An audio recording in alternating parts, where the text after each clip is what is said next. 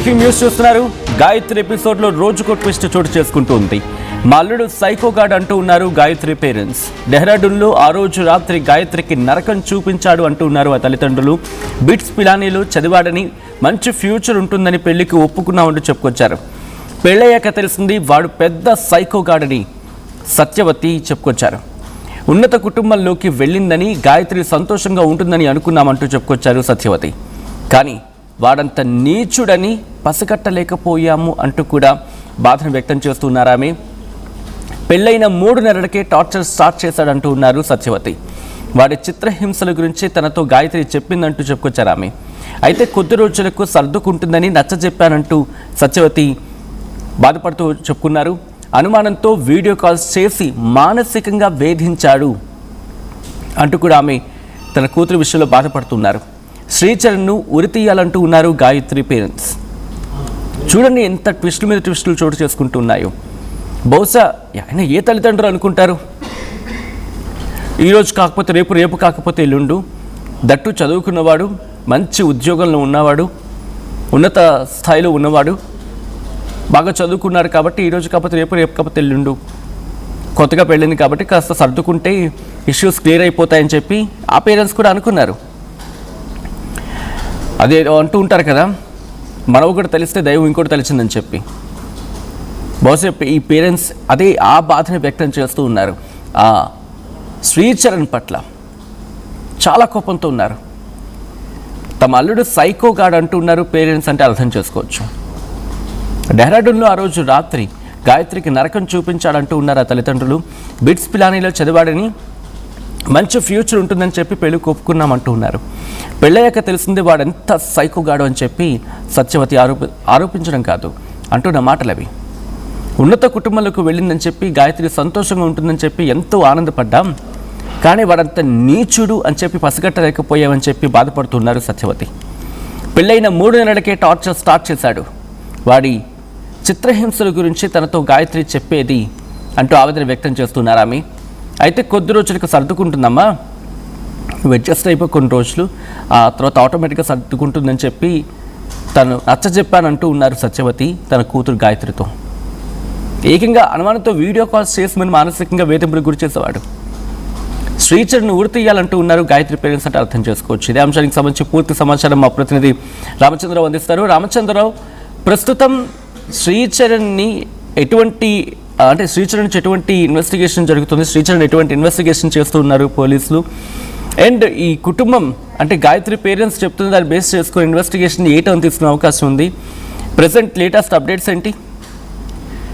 వాస్తవానికి Sachin post mortem నివేదిక కోసం ఇప్పుడు పోలీసులు వేచి చూస్తున్నారు. నిజానికి కుటుంబ సభ్యులు ఎవరైతే రాధా గాయత్రి కుటుంబ సభ్యులు సత్యవతి గారు, అట్లాగే తల్లిదండ్రులు సత్యవతి, సుధాకర్ ఏం ఆరోపణలు చేశారో ఆరోపణలను పరిగణలో తీసుకున్నారు. అయితే సహజంగా ఈ సంఘటన ఉత్తరాఖండ్లోని డెహ్రాడూన్ అంటే ముస్సోరీ వద్ద జరిగింది. ముస్సోరీ నుంచి మృతదేహాన్ని డెహ్రాడూన్ తీసుకొచ్చి అక్కడ పోస్ట్ మార్టం నిర్వహించిన పరిస్థితి. అయితే ఇదే సంఘటన జరిగిన తర్వాత కుటుంబ సభ్యులు ఆందోళనతో అక్కడికి వెళ్లారు. అక్కడ ప్రత్యేకించి ఒక ఫిర్యాదు అంటూ ఏమీ ఇవ్వలేదు. బట్ అక్కడున్న అదనపు ఎస్పీని కలిసి కొన్ని అనుమానాలు మాత్రం ఈ సంఘటన ఎలాగ జరిగింది అనే విషయంపై విచారణ జరిపించాలని మౌఖికంగా చెప్పడం జరిగింది. అయితే సహజంగా ఏదైనా విషయంపై లిఖితపూర్వకంగా ఫిర్యాదు ఇవ్వాల్సిన పరిస్థితి. అయితే ప్రస్తుతానికి వారి కుటుంబ సభ్యులు విశాఖపట్నం అంటే విజయనగరం జిల్లా మామిడిపల్లి అంటే జామి మండలంలో మామిడిపల్లి వాళ్ళ స్వగ్రామం, అక్కడ అంత్యక్రియలు జరిగాయి, అక్కడే ఉన్నారు. అయితే 11 రోజుల ప్రక్రియ అయిన తర్వాత తిరిగి పొలిటిషన్కి వెళ్ళాలనే ఆలోచనతో, వాళ్ళు ముస్సోరీ వెళ్ళాలన్న ఆలోచనతో ఉన్నారు. మనం వారితో మాట్లాడడం జరిగింది. సత్యవతి తొలి దశ నుంచి ఎవరైతే రాధా గాయత్రి తల్లి తన కుమార్తెను ఒక చిత్రహింసకు గురి చేశారు. సహజంగా చూసుకుంటే ఎవరైతే శ్రీచరణ్ కుటుంబ సభ్యులైతే మంచి కుటుంబం అన్న కోణంలో ఇచ్చారో, వీరికి సమీప బంధువు ఎవరైతే ఉన్నారో వారి ద్వారా 14 సంవత్సరాలుగా వీరు చినముషవాడ ప్రాంతంలో ఒక ఇంట్లో ఉంటున్నారో అక్కడ పరిచయం ఉన్న వారి ద్వారా ఈ శ్రీచరణ్ సంబంధించిన ప్రొఫైల్ చూస్తే చాలా చదువు పరంగా చాలా విజయవంతుడు. అతను బిట్స్ పిలానీలో MBA చేశాడు. అలాగే ఇప్పుడు అనలిస్ట్ గా కూడా ఇప్పుడున్న ఐటీ కంపెనీలో కూడా పనిచేస్తుంది. అయితే విద్యాపరంగా ఉద్యోగపరంగా కూడా అతనికి సంబంధించిన ప్రొఫైల్ చాలా బాగుందన్న కోణంలో వీరు వివాహానికి అంగీకరించడం జరిగింది.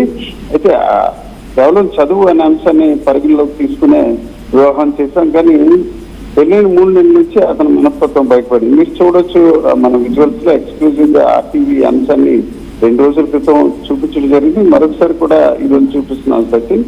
ఆ అమ్మాయికి సంబంధించి ఏదైతే డ్యూటీకి వెళ్ళినప్పుడు ఒక ట్రాకర్ కూడా పెట్టాడు, జీపీఎస్ ట్రాకర్ ఆమె కదలికలో.